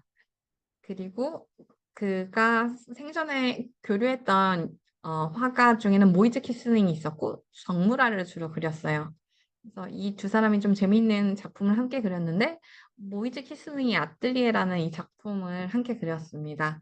여기 보면은 얼굴이 긴 석고상과 그 뒤에 있는 이제 액자의 여자 그림은 모딜리아니가 그렸고 나머지 정물은 이제 키슬링이 그렸다고 알려져 있는데요. 이 작품의 그러면 두 작가가 사망한 시기가 굉장히 다른데, 무려 30년 이상 떨어져 있는데, 도대체 보호기간이 어떻게 될까? 이것이 여기서 퀴즈인데요. 이때는 보호기간이 마지막에 사망한 의 사망 연도를 기준으로 이제 기산이 되기 때문에, 모이즈 키슬링의 사망 연도를 기준으로 기산이 되고, 두 작가가 모두 62년 이전에 사망했기 때문에, 이 오른쪽에 공동으로 그린 이 그림의 저작권은 이미 만료가 된 상태입니다. 그러면 이 냉정과 열정사의 이 책은 어떨까요? 이 책은 이제 프로젝트성으로 한 연인의 사랑 이야기를, 한 커플의 사랑 이야기를 남자의 입장에서 쓴 것과 여자의 입장에서 쓴 책이 각각 나뉘어져 있는 것이라서 두 책을 다 하나만 읽어도 되고 두 책을 동시에 읽었을 때 두 사람의 입장을 다 이해하게 되는 그런 작품인데요. 이것의 보호 기간도 그러면 어, 마지막 사망한 작가의 사망일자 기준으로 기산이 되느냐? 그것은 아니다입니다. 왜냐면 제가 아까 말씀드린 것처럼 하나의 책만 읽어도 충분히 그 문학적으로 완결성이 있어요. 그렇기 때문에 이것은 분리 이용이 가능해서 저작권의 보호 기간이 각각 기산된다고 보시면 되겠습니다. 각각 작가의 사망 연도를 기준으로. 그리고 영상 저작물의 보호 기간은 약간 특이하게 공표한 때로부터 기산이 됩니다. 왜냐하면 영상을 만드는 것은 대부분 굉장히 여러 사람들이 함께 어, 창작에 관여를 하게 돼요. 그렇기 때문에 마지막으로 사망한 사람이 누구인지 찾기가 매우 어렵습니다. 그런 점 때문인지 공표한 때로부터 70년간 존속하게 되고 업무상 저작물도 마찬가지입니다. 근데 법인은 영속적으로 존재할 수가 있잖아요. 그렇기 때문에 법인의 저작물을 어떤 법인의 청산일자, 해산일자 같은 것을 기준으로 잡을 수가 없는 거예요. 그래서 어쩔 수 없이 공표된 때로부터 70년간 존속된다고 보시면 되겠습니다. 그래서 뭐 누벨바그 시대의 프랑스 영상 같은 것들은 이제 저작권 만료된 것들이 많이 있습니다. 그리고 또 여러분들 기억해야 되는 개념이 소유권과 저작권의 차이인데요. 미술 저작물, 뭐 건축 저작물 이런 것은 소유자와 저작자가 달라져요. 달라지는 경우가 많아요.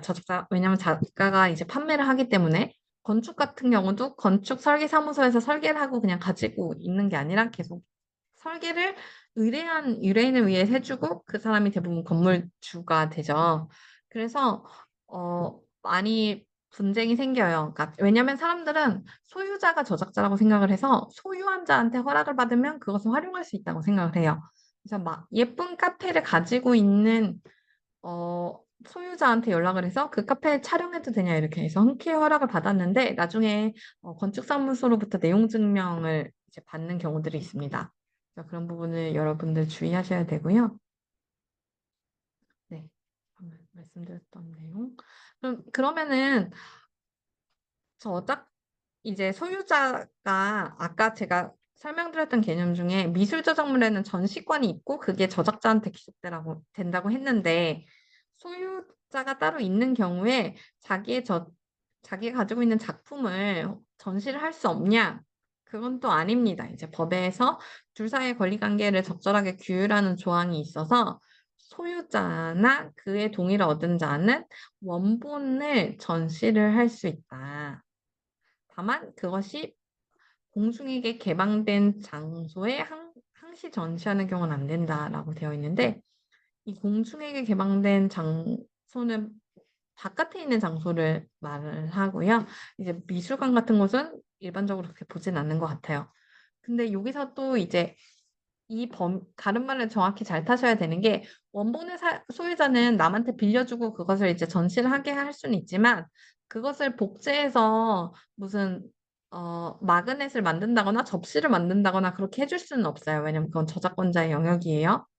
그리고 그럼 도록을 판매하는 것도 할 수가 없어요. 그것도 복제권이나 배포권은 어, 그 저작자만 행사할 수 있기 때문에. 근데 만약에 전시를 홍보하기 위한 리플렛 같은 데도 그것도 만들어져서 배포가 되잖아요. 복제가 돼서 배포가 되는데 그 정도는 할 수 있다고 또 보는 것 같아요. 그래서 그 가름말을 잘 타셔야 됩니다. 어, 그리고 이거는 그냥 잠깐 소개하고 넘어가려고 하는데 한번 판매가 이루어진 실물 굿즈에 대해서는 권리가 소진이 됩니다. 그래서 자유롭게 우리가 중고책을 판매를 할 수 있어요. 배포권을 침해함이 없이, 작가의 배포권을 침해함이 없이 중고책을 판매할 수 있습니다. 그다음 최근에는 AI로 많이 작업을 하시는데요. 그와 관련돼서 저작권 침해 이슈가 있을 수가 있어요. 그래서 예컨대 우리가 뭐 미키마우스를 그려달라, 다스베이다 그려달라 그런 한 경우에 정확히 매우 유사하게 이제 그림을 그려줄 수 있잖아요. AI 모델들은 그렇게 만들어진 창작된 것이 원 저작물의 복제권, 2차적 저작물 작성권, 그리고 동의성 유지권을 이제 침해할 수 있는 경우가 있습니다. 사용하실 때 굉장히 유의하셔야 되고, 내가 프롬프트를 누군가의 것을 베끼기 위해서 입력한 게 아니더라도 결과적으로 다양한 학습된 저작물과 닮아 있을 수가 있거든요. 그래서 항상 그 저작물을 검수할 수 있는 구글 렌즈라던가 그런 툴을 이용해서 서비스에 활용하시기 전에 저작권 침해 여부를 좀 체크를 하셔야 돼요.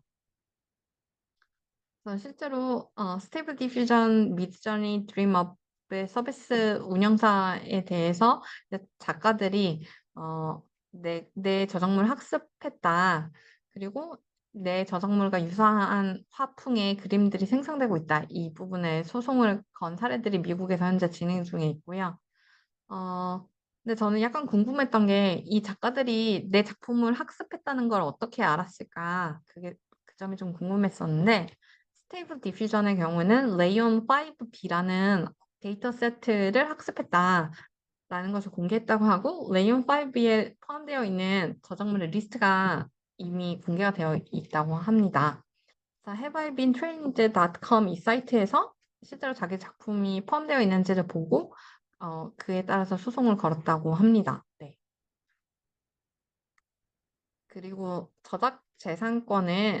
저작권은 아까 제가 처음에 타인의 저작물을 활용할 수 있는 방법도 우리가 고민을 해야 된다 이런 말씀을 드렸었는데 어, 약 저작권을 좀 제한하는 조항들이 저작권법상에 들어 있어요.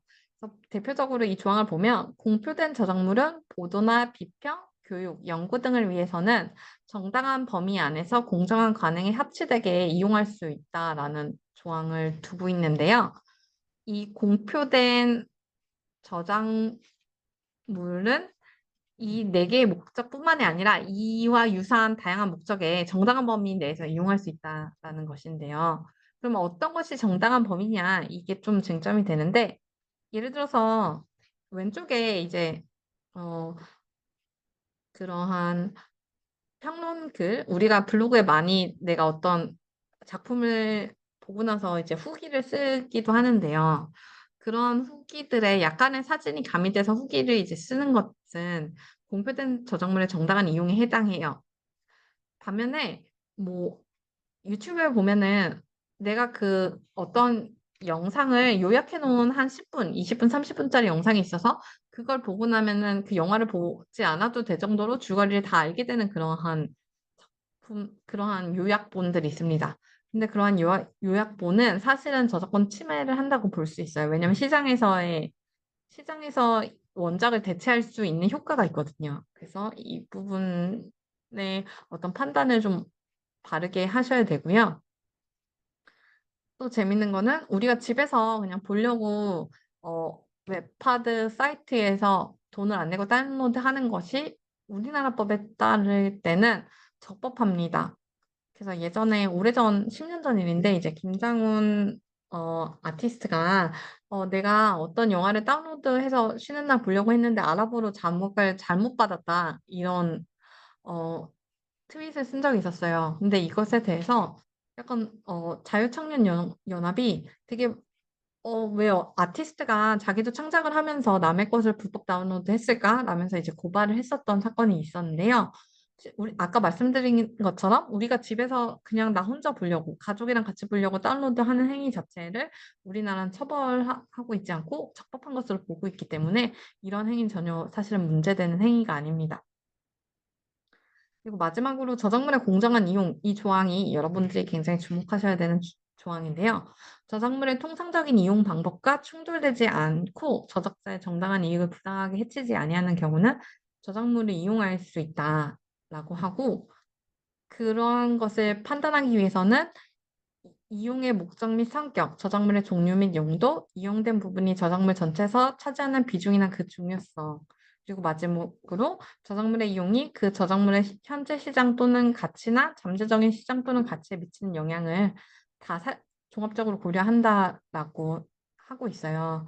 근데 이게 되게 강력한 조항이에요. 그래서 예를 들어서 아까 제가 말씀드렸던 신문사의 허락 없이 세 줄을 발췌해서 이제 어찌 보면 요약을 하고 그것을 이제 내 홈페이지에 나, 내가 운영하는 사이트에 띄워놨는데 그것을 이제 클릭했을 때 신문사의 사이트로 실제로 연결되는 그 사건에서 제가 이 조항을 굉장히 강하게 주장을 했었는데요. 결국은 실제로 그러면은 그 이용 기록을 봤을 때 신문사 사이트에 들어가서 사람들이 많이 뉴스 기사를 클릭을 했더라고요. 그래서 시장에서 원 기사를 대체하지 않고 오히려 그냥 그 원 기사에게 유익이 된다. 이러한 방식의 활용이 그런 것들을 이제 적극적으로 주장을 하면서 비록 내가 허락 없이 사용했지만 이것은 위법한 것이 아니었다. 라고 주장할 때 많이 사용하게 되는 조항입니다. 그래서 현재 AI 모델을 만드는 회사에서도 이것이 공정이용에 해당한다는 주장을 많이 하고요. LLM 모델에서 실제로 판결이 선고된 것들이 이미 있는데 작가들의 저작권을 그렇게 학습 데이터로 이용하는 행위가 침해하지 않는다. 그런 공정이용에 해당한다는 판결들이 미국에서 많이 선고가 됐습니다. 우리나라도 아마도 그것을 따라가지 않을까 그렇게 생각을 하는데요. 그러면 이제 어, 이제 우리가 저작권의 내용들을 저작 인격권은 뭐고 저작 재산권은 뭔지 살펴봤는데 저작권의 등록이 필요한가 이 부분을 좀 고민해 보도록 하겠습니다. 아까 말씀드린 것처럼 기본적으로 저작권 자체는 등록하지 않아도 권리가 발생하게 됩니다. 그렇기 때문에 해외 진출을 위해서 등록이 필수는 아닙니다. 그렇지만 분쟁 발생 시에 내가 이것의 저작자예요라는 것을 좀 빠르게 입증할 수 있는 수단이 되기 때문에 분쟁이 발생했을 때 굉장히 유용하게 사용될 수가 있어요. 그리고 또 계약을 할 때도 예를 들어 중국 회사들과 계약을 할 때 저작권 등록증을 요구하는 경우가 많이 있습니다.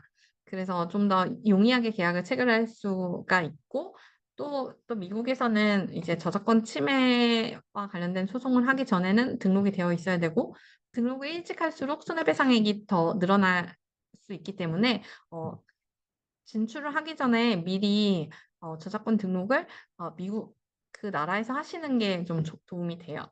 네. 그리고 실제로 비용이 많이 들지 않습니다.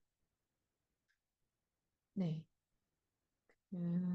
이게 이제 좀 나라별로 차이가 있는데, 그래서 국내용으로만 활용하실 때는 저작권 등록이 사실은 큰 의미가 없고, 다만 이제 해외 진출하실 때는 저작권 등록하시는 것을 적극적으로 고려해 보실 필요가 있어요. 네. 그다음 저작 인접권인데요. 시간이 많이 남지 않아서 제가 간단하게 빠르게 좀 설명드릴게요. 저작권은 아니지만 저작권을 해석한 사람한테 인정되는 권리로 저작 인접권자는 방송사업자, 실현자, 음반 제작자가 있습니다. 근데 그래서 실현자는 실제로 음악이라던가 저작물 또는 저작물이 아닌 것을 표현하는 사람으로 가수, 연기자, 마술사 등등이 있고 대표적으로 가수예요. 네. 그리고 실현자도 인격권을 가지고 있는데 공표권은 없어요. 특이하죠. 왜냐면 실현자는 대부분 누가 요청을 해서 작품에 출연을 하게 되기 때문에 공표권을 가지고 있지가 않습니다. 그리고 실현자 역시 재산권을 가지고 있고요. 그리고 실현 같은 경우에 또 보상 청구권이라고 해서 방송 사업자라던가 뭐 팟캐스트 하시는 분들이라던가 아니면 밖에서 이제 공연을 하시는 분들은 사전에 허락을 받는 게 아니라 사후적으로 이제 보상금을 지급하는 형태로도 그 실현을 이용하실 수 있고 이 부분은 저작권에서도 동일합니다. 제가 앞에서 설명 안 드렸는데 다음으로 음반 제작자라고 해서 음반을 제작한 사람에게 음반을 제작한 사람을 음반 제작자라고 하는데요. 음반의 개념은 굉장히 넓어서 어, 최종적으로 완성돼서 퍼블리싱된 음반뿐만이 아니라 어, 악기 연주 부분만 따로 녹음해서 전자기기에 수록한 음악 파일도 어, 음반에 해당한다고 되게 넓게 보고 있습니다. 실제로 음반 제작자는 음반을 최초로 제작하는 데 있어서 전체적으로 기획하고 책임을 지는 자로서 이게 누구냐 이거에 대해서 약간 분쟁이 있어요. 근데 예를 들어서 기획사가 있고 음악을 제작하기 위해서 실제로 돈을 들고 가수들을 양성하고 그런 역할을 하죠. 그리고 그 프로듀서가 있죠. 개인의 굉장한 역량으로 음반을 최종적으로 마무리하는 사람이 있고 때로는 아티스트가 굉장히 자기 음악을 자기가 직접 제작하기도 합니다. 가수가. 근데 우리나라에서는 이러한 상황에서 음반 제작자를 기획사로 보는 경향이 있어요. 왜냐면 누가 비용을 대느냐 이것을 굉장히 중요하게 봅니다. 그래서 왜냐하면 비용을 대는 사람이 손실 또한 떠안기 때문에 우리나라는 현재로서는 이제 기획사를 음반 제작자로 보는 경향이 굉장히 짙어진 것 같습니다. 음반 제작자는 인격권은 없어요. 그리고 그냥 재산권만 가지고 있습니다. 음반 제작자도 보상 청구권을 가지고 있고 저작 인접권은 보호 기간이 사망 시점이랑 관련이 없고 실제로 실현을 한 때로부터 그 다음에 70년 그리고 음반을 발행한 때로부터 70년으로 저작권보다는 그 보호 기간이 좀 짧습니다. 그리고 아까 말씀드렸던 공표된 저작물의 인용이라던가 아니면 저작물의 공정 이용 같은 조항들이 저작 인접권에도 다 적용이 돼요. 그래서 여러분들 약간 음원에 있어서 결국은 권리자가 세 개의 그룹이 있는 거예요. 작사, 작곡가가 있고, 실현자가 있고, 음반 제작자가 있습니다. 그래서 하나의 녹음된 음원을 사용하기 위해서는 세 사람한테 세 개의 그룹의 사람들로부터 다 허락을 받아야 되는 점에서 굉장히 복잡하죠. 그리고 어, 음악이 실질적으로 유통되는 그런 체계가 국가마다 좀 많이 달라서 이 부분이 매우 골치가 아프실 수 있는데요. 네, 네, 보시면, 어, 미국 같은 경우는 우리나라는 한국음악저작권협회를 포함한 이제 협회에 그냥 바로 작곡가 작사가 계약을 한다면 미국은 퍼블리셔를 하나 두고 그 퍼블리셔가 다시 에스캅 같은 기관에 어, 음원을 유통하도록 허락을 하는 그런 구조를 가지고 있어요. 그리고 어, 좀 특이한 부분이 그래서 공연권 로열티 라고 해서 저작권들이 공연과 관련된 로열티를 징수할 수 있는 단체인 에스캅에 이제 공연권 로열티를 지급받도록 징수하도록 하고 있고 이때 이 공연의 의미가 아까 말씀드린 것처럼 사람이 많은 곳에서 그것을 이제 부른다거나 튼다거나 하는 것이기 때문에 카페, 백화점 등등에서 이제 공공으로 재생되는 경우와 또 플랫폼을 통해서 미국에서는 플랫폼을 통해서 스트리밍되고 다운로드되는 것들 다 이제 포함하고 그러니까 스트리밍 되는 것을 이제 포함하고 있습니다. 그리고 이러한 에스카프 같은 단체는 공연권에 대한 저작권료를 징수해서 퍼블리셔와 작곡가에게 5대5로 이제 분배를 하고요. 또 다른 로열티로는 메커니컬 로열티라는 것이 있어서 음반이 실물 음반이 되거나 디지털 다운로드로 돼서 로열티가 발생할 때 이것은 바로 또 다른 기관 MLC나 HFA를 통해서 이제 퍼블리셔에게 분배가 됩니다. 그리고 한 가지 되게 특이한 게 싱크로니제이션 로열티라는 것이 있어서 음악이 비주얼 매체와 결합을 했을 때 광고라던가 게임이라던가 이런 데 결합을 했을 때 싱크 로열티가 라는 개념이 있어서 그것은 또 이제 작곡가에게 지급이 되고 이 부분에 대해서는 작곡가들로부터 퍼블리셔도 개별적으로 받도록 계약을 하는 경우가 많아요. 네, 그 외에도 인쇄물 로열티가 따로 있습니다. 그리고 미국에서도 이제 실현자의 권리라는 것은 있기는 한데, 어, 이 권리가 우리나라에 비해서는 굉장히 제한적으로 인정이 되고 있어요. 그래서 대부분 어, 실현자는 기본적으로 미국에서는 이제 그 레이블 회사와 계약을 하고서 음원을 녹음을 되는데요. 여기서 살펴보시면 전통적으로 방송에서의 권리가 부족해서 예를 들어서 TV나 라디오 방송에서 실현자에게는 우리나라는 아까 그 보상금을 주고 있는데 미국에서는 이제 주지 않습니다. 어? 이 디지털 퍼포먼스 권리라고 해서 비인터랙티브 스트리밍 서비스에서 발생하는 로열티를 사운드 익스체인지를 통해서 이제 수령을 할 수 있지만 또 스포티파이, 애플 뮤직 등과 같은 인터랙티브 스트리밍에서는 실현자한테 로열티를 주지 않아서 기본적으로는 우리나라보다 실현자 권리가 굉장히 제한적이라는 것을 좀 이해하시면 좋을 것 같아요. 그리고 마지막으로 한국이 이제 로마의 협약이라는 것에 가입을 했는데 그 협약에서는 저작권자뿐만 아니라 실현자의 권리를 보호하고 있습니다. 근데 미국은 이 협약에 가입을 하지 않았어요.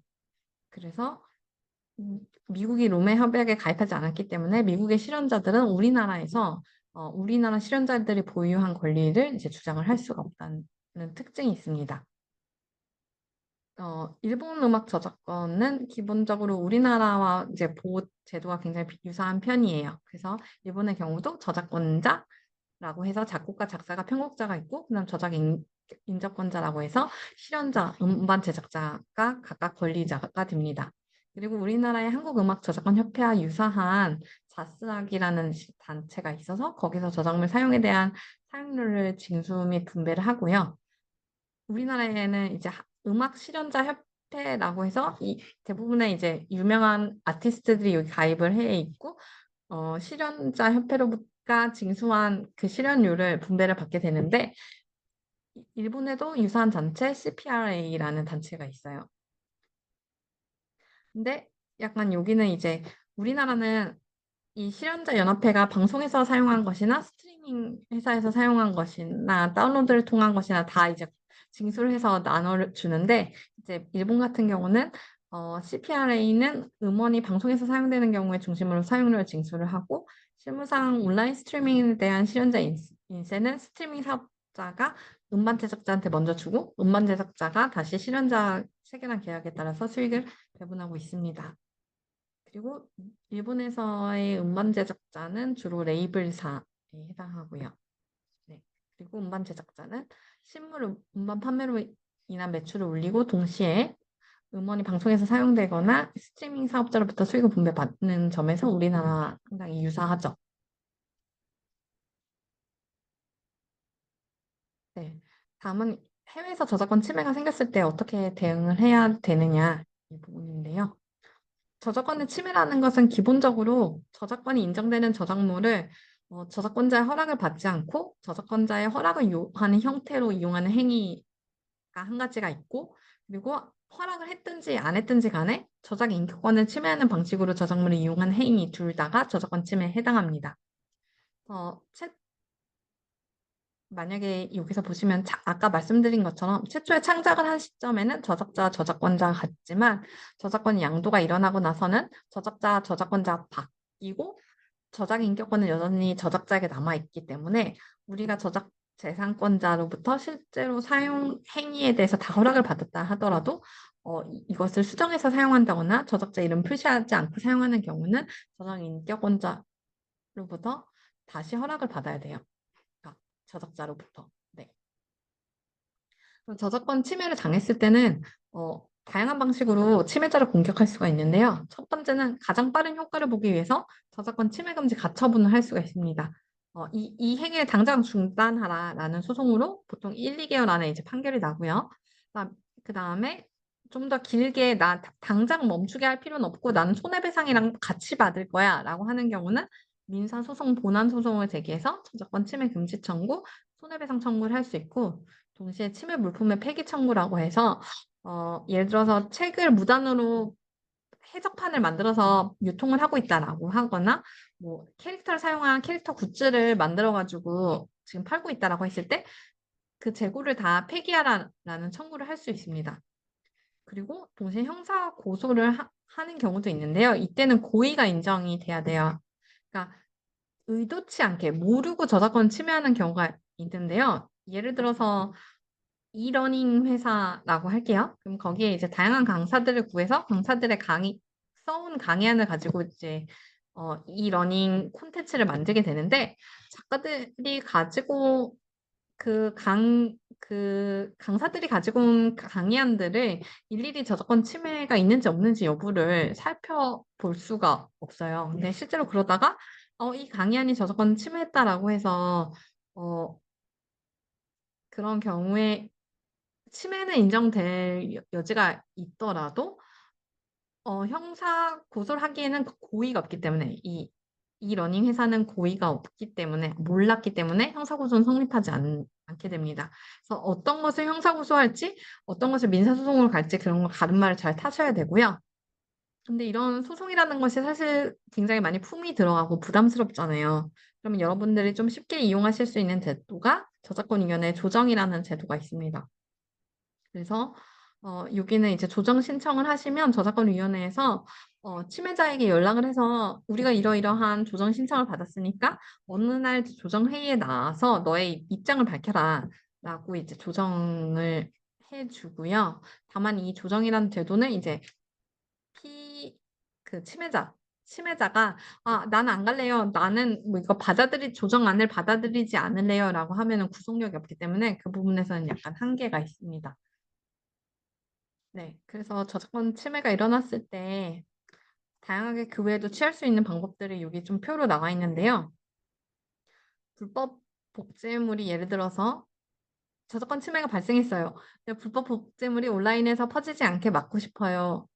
그러한 경우에 불법 복제물이 국내 사이트에 있냐라고 했을 때 그렇다라고 하면 권리자가 아니거나 OSP가 비협조적이면 신고를 할 수 있고 그런 신고를 할 수 있는 신고를 할 수 있는 단체가 있고 그다음 어, 복제 전송의 중단 요청을 할 수가 있고 이런 식으로 해서 여러분들이 여러 가지를 볼 수 있는데 여기서 조금 재밌는 거는 어, 기본적으로 이게 어떤 온라인 사이트에 올라와 있을 때 그 사이트 운영자에게 이 저작권이 침해됐다는 것을 소명해서 즉각적으로 내리게 할 수도 있습니다.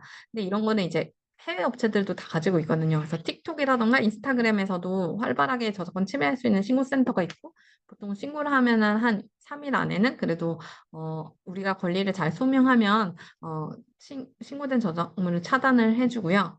그런 신고를 너무 많이 받은 계정은 아예 닫아버리기도 합니다. 그래서 여러분들이 이 제도를 좀 적극적으로 이용을 하시면 좋을 것 같고요. 그리고 어, 또 해외에서 저작권 침해가 일어났을 때 어떻게 대응할지 너무 이거 비용이 많이 들 것 같고 좀 부담스럽게 생각하실 수 있는데, 한국 저작권 보호원에서 선정된 국가들, 그러니까 중국, 태국, 필리핀, 베트남 및 인접 국가를 상대로 해서 어, 경고장 발송하는 업무들을 좀 도와주고 있어요. 그래서 그런 것들 좀 이용해 보시면 좋을 것 같고, 또 전 세계적으로 저작권 침해가 있는지 여부를 모니터링 해주는 제도도 가지고 있어서 그것도 여러분들이 이용해 보실 수 있습니다.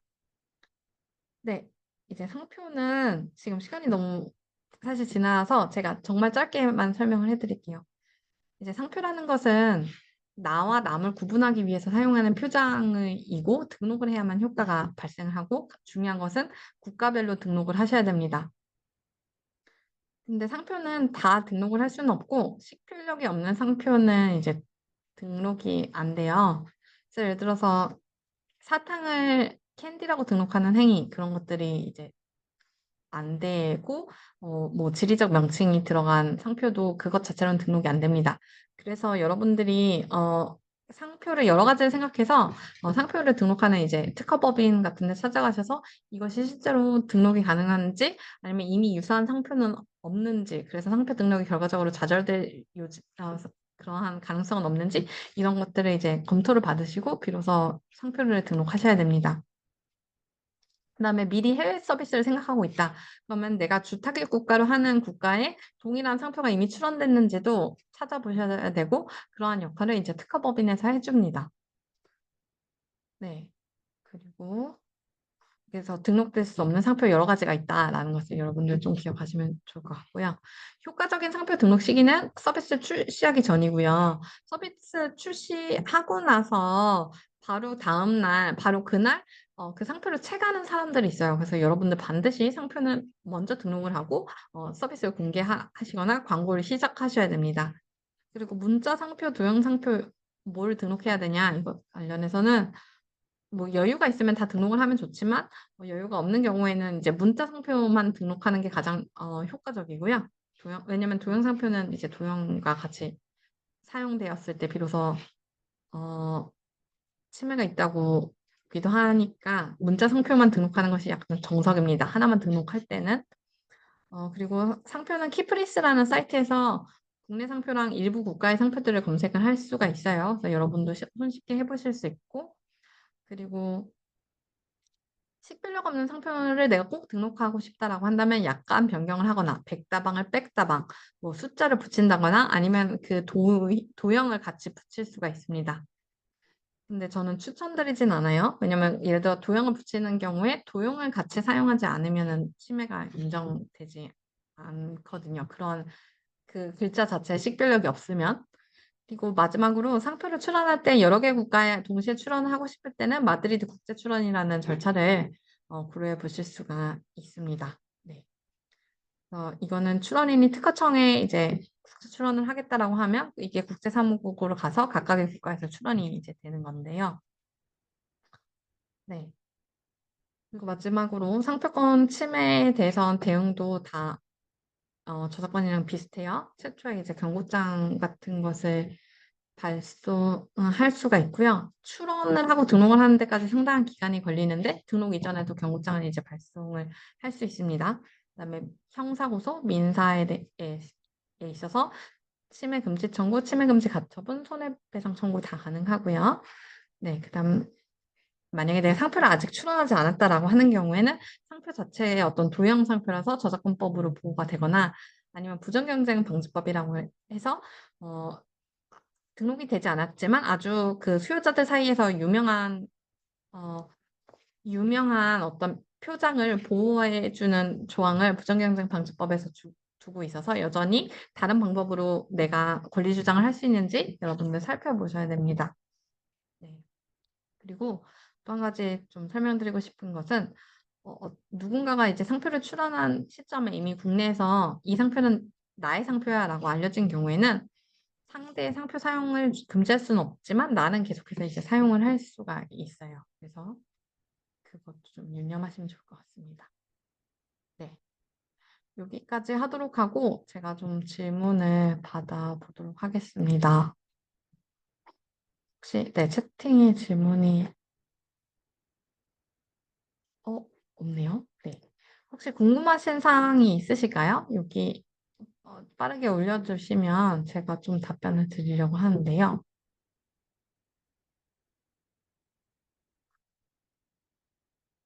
어, 강의가 제가 오늘 사실 강의를 이제 시작하기 전에 이제 저는 항상 질문이 많아서 질문은 걱정하지 않으셔도 된다라고 이제 말씀을 드렸었는데 하필 오늘 질문이 없네요.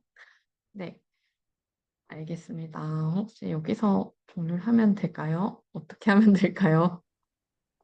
네, 변호사님, 그 질의응답 아래 하나 나오는 것 같은데 생성형 AI 관련돼서 질문 네. 채팅에 올라와 있는 것 같습니다.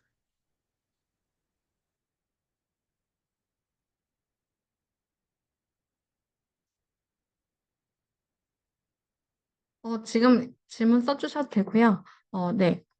생성형 AI와 관련된 저작권 문제 제가 간단하게 설명을 드리면, 어,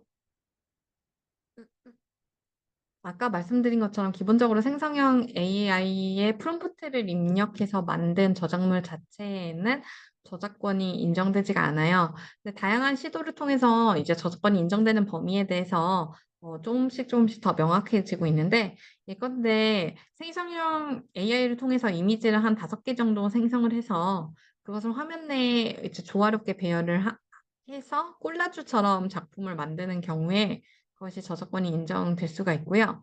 상당한 수준의 어떤 수정을 가하는 경우에도 어, 그 수정된 부분에 창작성이 인정된다고 보여지면 저작권이 인정이 된다고 보고 있습니다.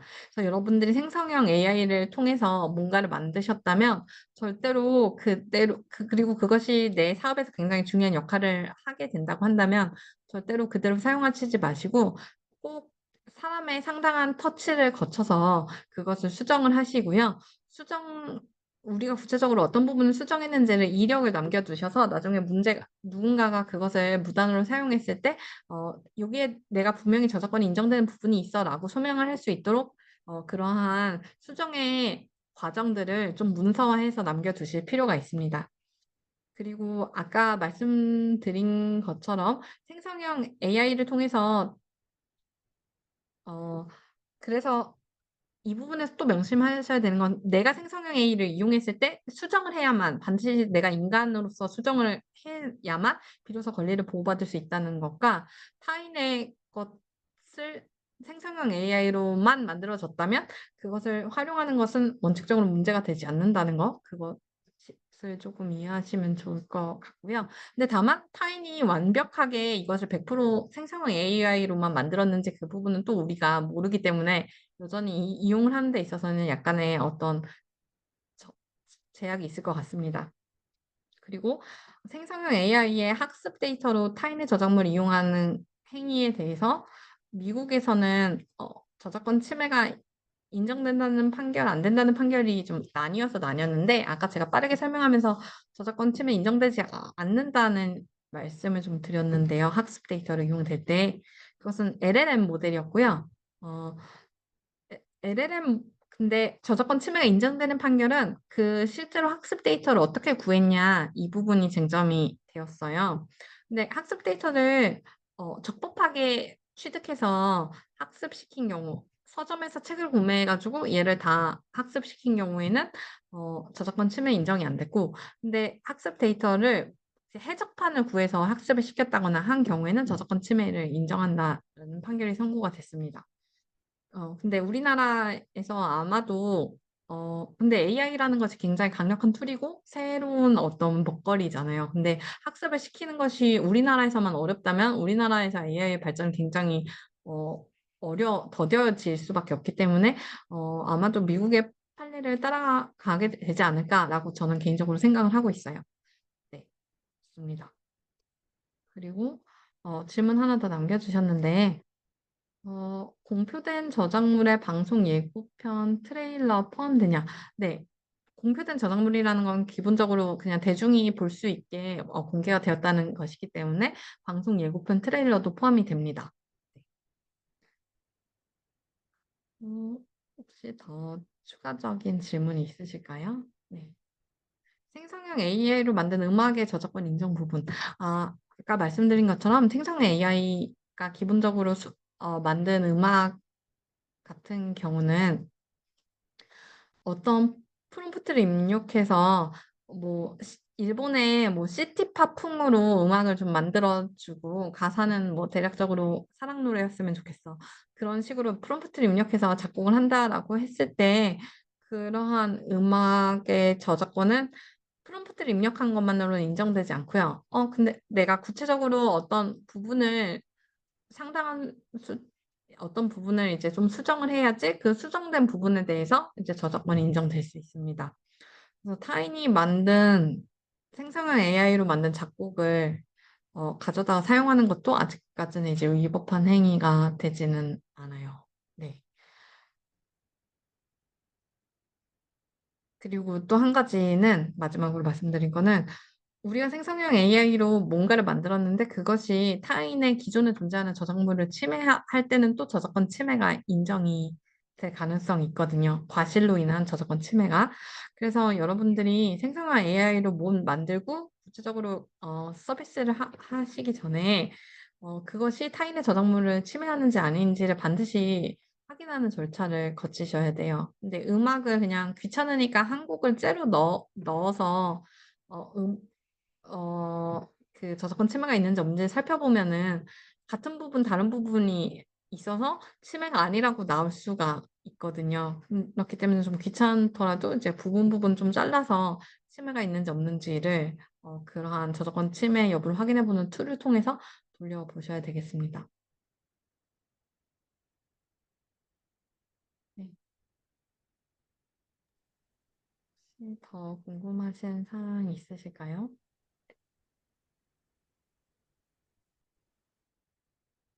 어, 음악을 확인할 수 있는 툴이 여러 가지가 있는 것으로 제가 예전에 리서치를 했었는데 지금 그 툴이 딱 생각나지가 않네요. 네. 근데 기본적으로 음악을 검색해 볼 수 있는 다양한 툴들이 있어서 조금 더 이게 없는 게 아니라 분명히 시장에 존재하기 때문에 찾아서 꼭 해서 서비스를 개시하시는 것을 권장드려요.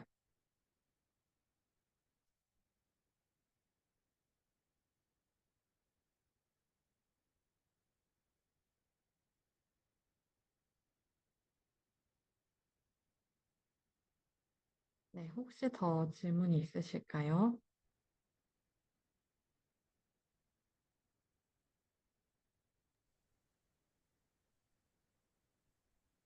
네, 질의응답 추가로 없으면은 여기까지 진행하는 걸로 했고요. 지금까지 수고해주신 황예진 변호사님께 인사 부탁드립니다. 감사합니다. 네, 감사합니다. 감사합니다. 변호사님 혹시 네. 그 지금 자료 나중에 이거 추후에 이제 그 원스톱 수출 지원단 홈페이지에 올라가는데 그 공유해 주신 자료 그대로 올라가도 되나요? 아니면은 뭔가 어, 이미지가 조금 많아가지고 약간 삭제해서 올리면 좋을 것 같아서 제가 따로 보내드릴게요. 네, 알겠습니다. 그거 혹시 오늘 중으로도 받을 수 있을까요? 제가 업무 시간 중에는 계속 회의가 있어가지고 최대한 노력을 네, 해서 보내드리도록 네, 네, 하겠습니다. 네, 네, 감사합니다. 수고 네, 많으셨습니다. 네, 감사합니다.